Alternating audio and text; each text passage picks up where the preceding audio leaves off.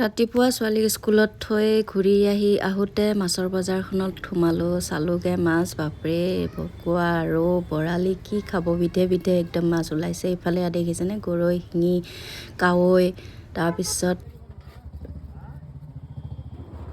আৰু সৰু সৰু মোৱা মাছ, শিঙি মাছ, ডাঙৰ ডাঙৰ নিচা মাছ, গোটেইখিনি। তাৰপিছত মই গোটেইখিনি চাই মেলি লাষ্টত এটা শ'ল মাছ লোৱাৰ সিদ্ধান্ত ল'লোঁ। ফাইনেলি আনিলোঁ, কাটি বাচি তাতে হেৰি কৰি পেলাই লৈ আহিলোঁ। আহি পেলাই ইয়াত ধুনীয়াকৈ ধুই পখালি লৈ আজি ভাবিছোঁ শ'লে, ওলে আৰু মূলাই বনাম। মানে শ'ল মাছ, ওলকবি আৰু মূলাৰ সৈতে আজি বনাম। ফাইনেলি মানে ধুনীয়াকৈ ধুই পখালি ল'লোঁ। এতিয়া আহিল আপোনাৰ ভাগ বতৰাৰ কৰাৰ সময়। কিয়নো দিয়কচোন, মাছটোত প্ৰায় 1 কেজিয়ে কিবা অলপ কম আছিল গোটেইখিনি, আৰু আমি দুজনীয়েতো একে সাজতে খাব নোৱাৰোঁ।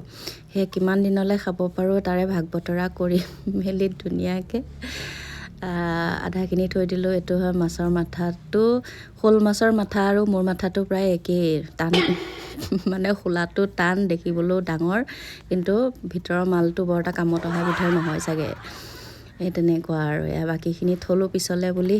তাৰপিছত বাকী এইখিনি আৰু শেষত বনোৱাৰ কাৰণে, দুপৰীয়া সাজৰ কাৰণে যোজা কৰিলোঁ আৰু লাহেকৈ।